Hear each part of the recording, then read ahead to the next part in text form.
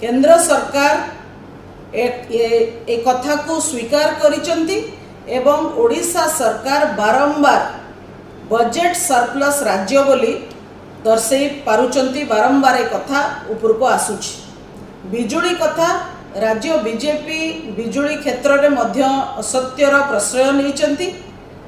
समस्ते जानती गोटे राज्य आउ गोटे राज्य बिजुली एमती मन इच्छा आवंटन करी हेबो नहीं। एटा केंद्र द्वारा निष्पत्ति निया जाए, केंद्र तार निर्णय निया जाए।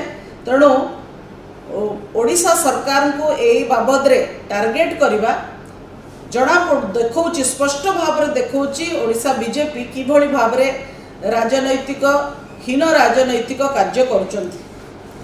समस्त को एटा मध्य जना अछि जे ओडिशा बीजेपी बारंबार ओडिशा रे होउथिबा जो